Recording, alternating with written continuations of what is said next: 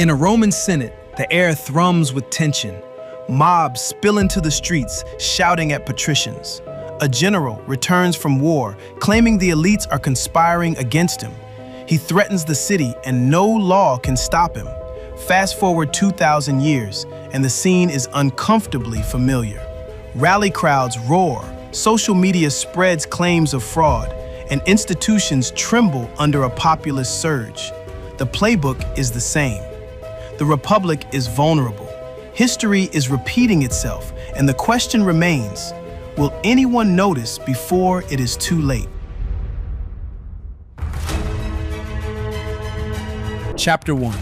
The Republic's Weakness. For over 500 years, the Roman Republic endured, a delicate balance between the authority of the Senate and the will of the people. Patricians held power in theory, but citizens were represented through assemblies that allowed them to vote on laws, elect magistrates, and voice concerns. In practice, the Republic relied less on written law than on customs, norms, and mutual respect. It functioned only because everyone assumed the rules would be followed. Once those assumptions failed, the system itself became vulnerable. The fatal flaw of the Republic was not external. No army could topple it from without. The danger always came from within, from a charismatic figure willing to exploit its weaknesses. Economic inequality bred discontent. Ordinary citizens felt ignored, while elites consolidated wealth and privilege. Ambitious generals and politicians saw opportunities in this unrest. Rome's history demonstrates a recurring pattern. Inequality and frustration create fertile ground for populist leaders who promise to champion the people while undermining institutions.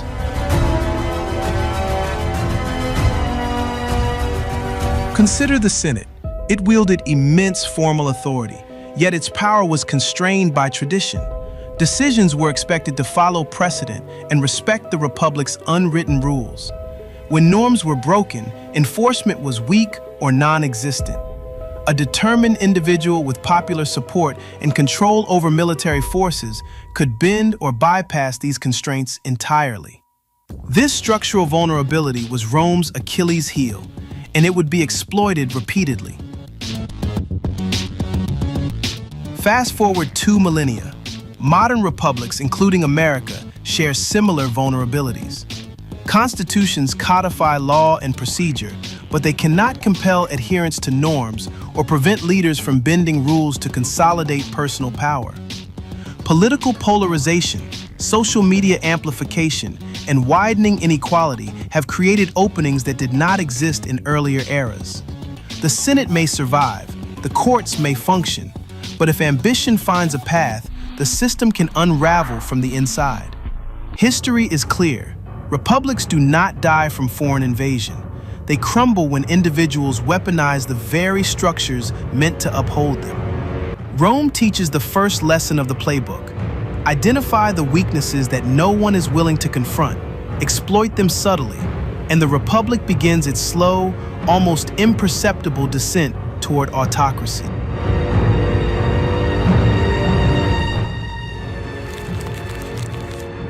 In the late 2nd century BCE, Gaius Marius emerged as a military hero in Rome, a man whose victories on distant battlefields made him a legend among the people.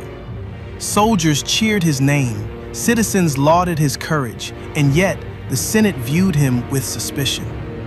Marius understood a fundamental truth: loyalty could be transferred. The army, long loyal to the state, could be made loyal to an individual. He reformed the legions, promising land and wealth to those who followed him. Their allegiance became personal, tied to him alone, not to the Republic.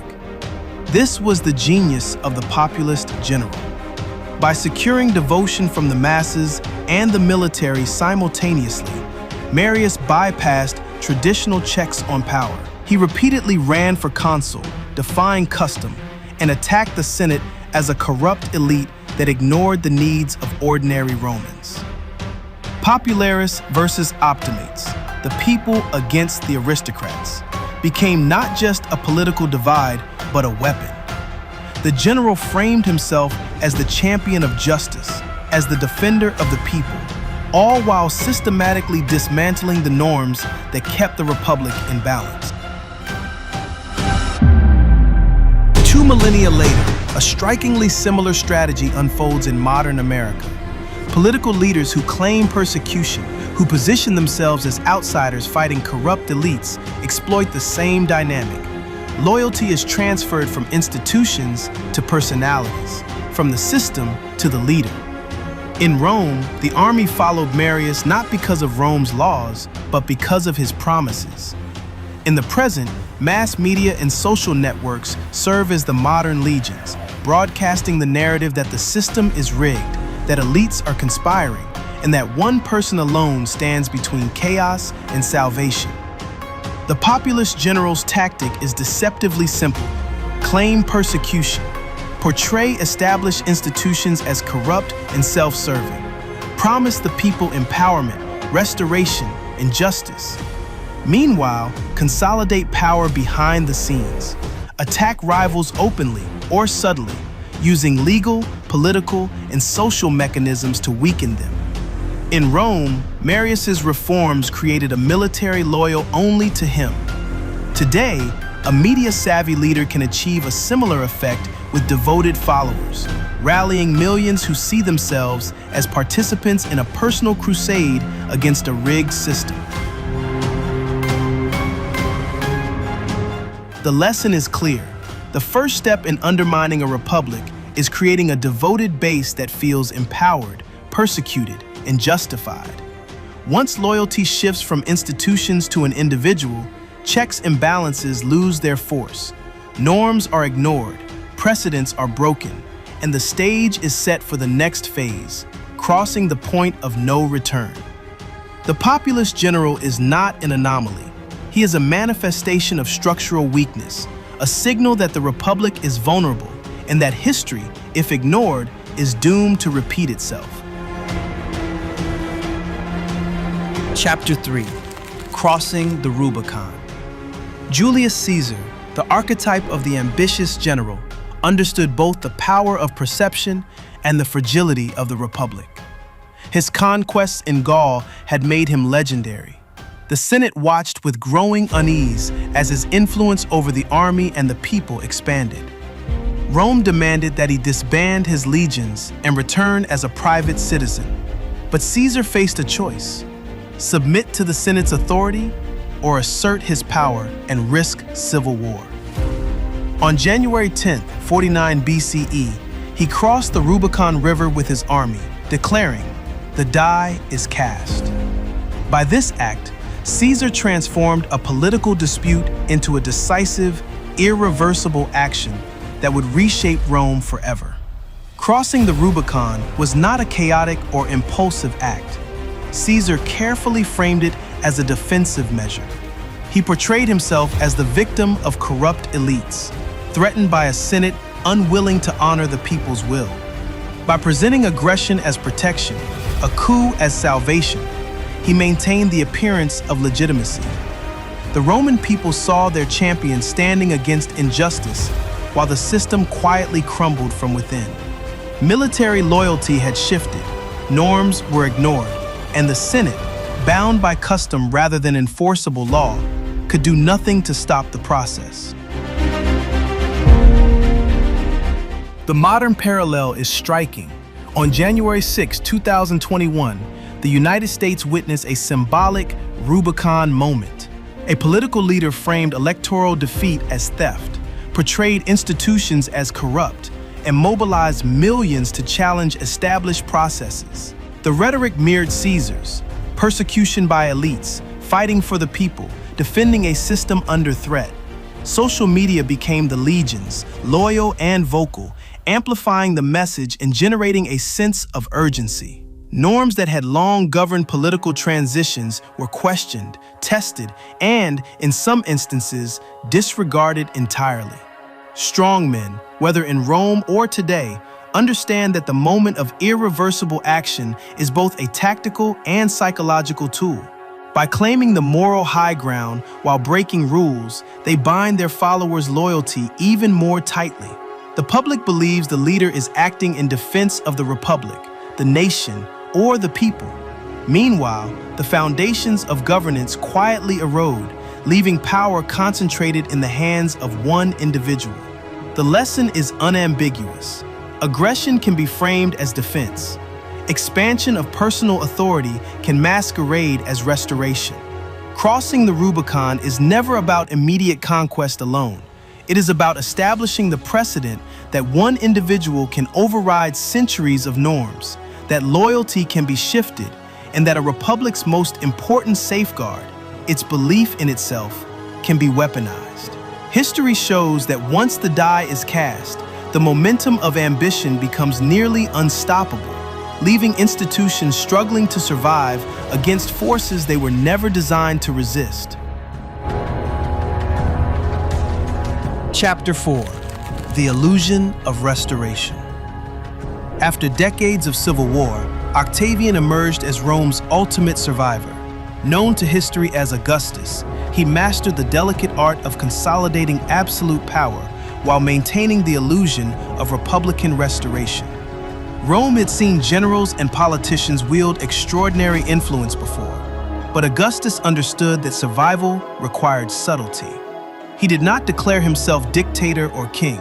Instead, he presented himself as the restorer of the republic, a guardian of its traditions, a first among equals in the Senate, while behind the scenes, he held unchallenged authority.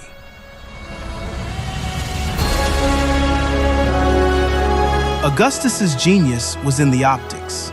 He retained the Senate, preserved popular assemblies, and accepted emergency powers only temporarily, all while constructing a private apparatus of control that rivaled any previous ruler. He cultivated a cult of personality. Coins bore his image, statues glorified his achievements, and propaganda portrayed him as the father of the nation.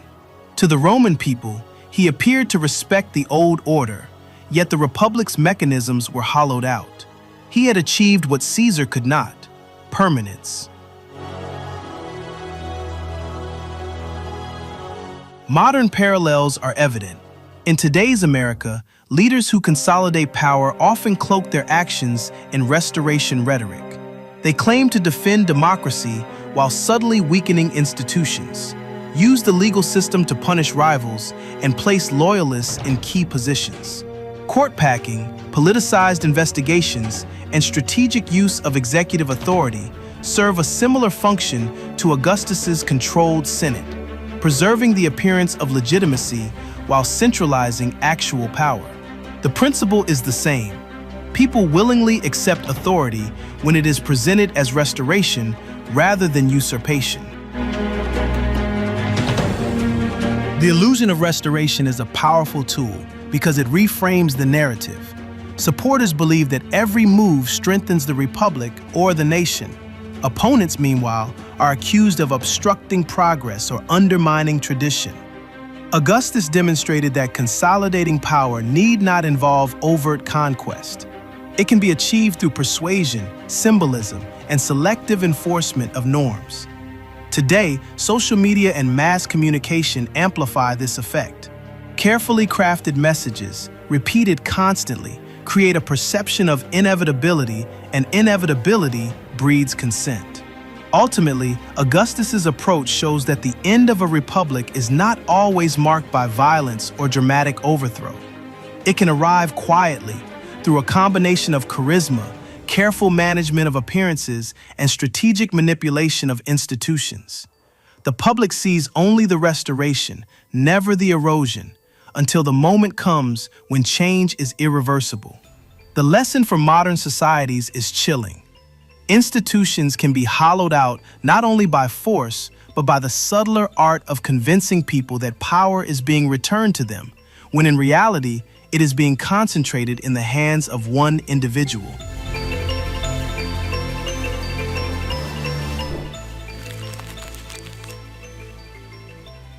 The Roman Republic did not fall in a single dramatic moment.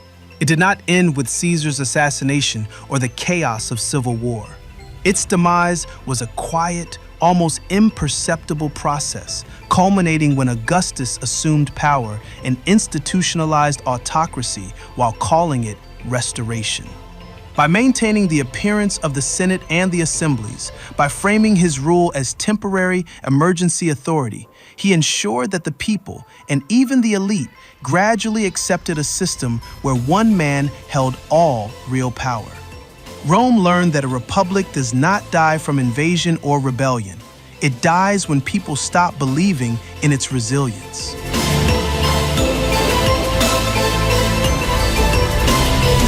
In America, the lessons of Rome resonate more than ever. Political norms are being tested, institutions strained, and the limits of collective restraint exposed.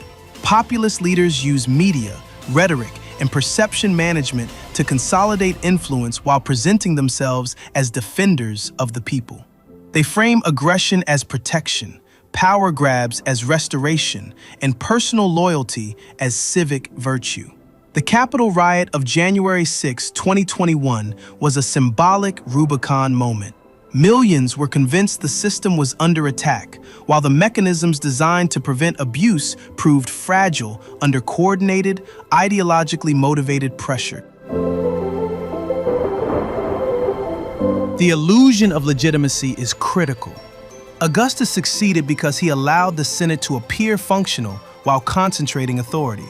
Today, legal challenges, media campaigns, and symbolic gestures perform a similar function.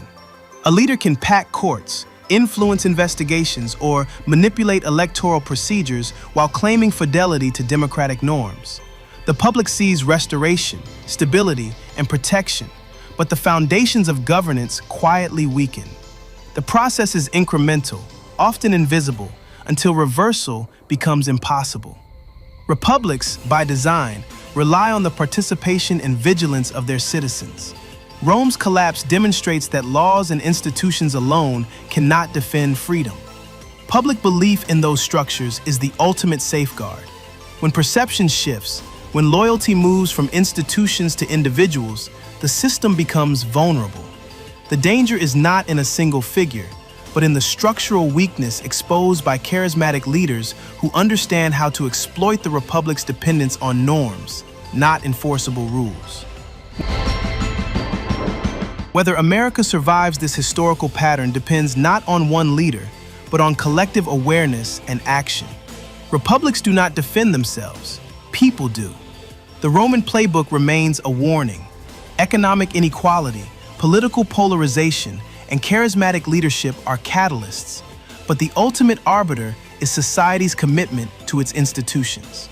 The republic does not end with fireworks or declarations.